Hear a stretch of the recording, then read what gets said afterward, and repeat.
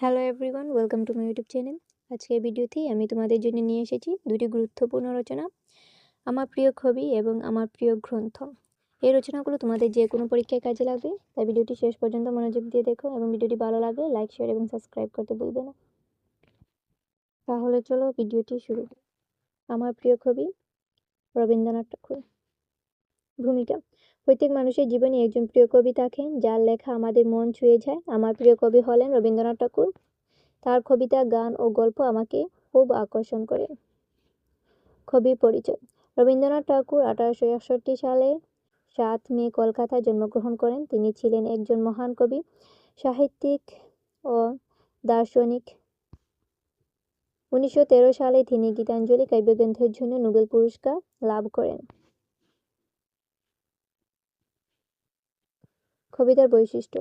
রবীন্দ্রনাথের কবিতায় প্রকৃতি, প্রেম, মানবতা ও দেশপ্রেমের সুন্দর প্রকাশ দেখা যায়। তার লেখা ভাষা সহজ হলেও ভাব গভীর।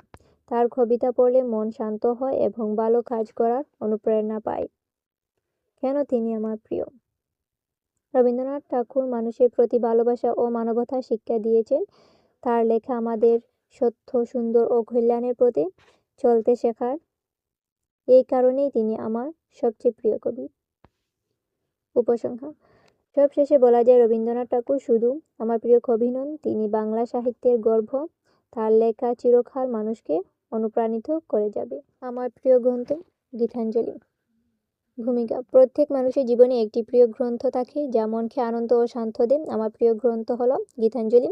এই গ্রন্থটি লিখেছেন বিশ্বকবি রবীন্দ্রনাথ ঠাকুর। গীতাঞ্জলি বাংলা সাহিত্যের এক অমূল্য সম্পদ।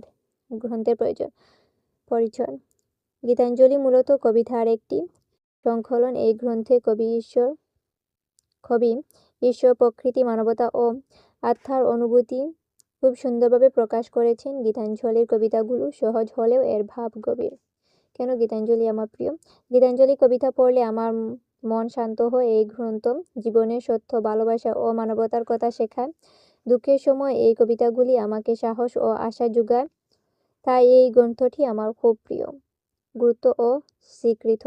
গীতাঞ্জলি গ্রন্থের জন্য রবীন্দ্রনাথ ঠাকুর 1913 সালে নোবেল পুরস্কার লাভ করেন। এই গ্রন্থ বাংলা সাহিত্যকে বিশ্ব দরবারে পরিচিত করেছে। উপসংহার। সবশেষে বলা যায়, গীতাঞ্জলি শুধু একটি কাব্যগ্রন্থ নয়, এটি জীবনের পথ দেখানোর এক অনন্য শ্রেষ্ঠ। এই গ্রন্থটি আমার জীবনে বিশেষ স্থান অধিকার করে আছে।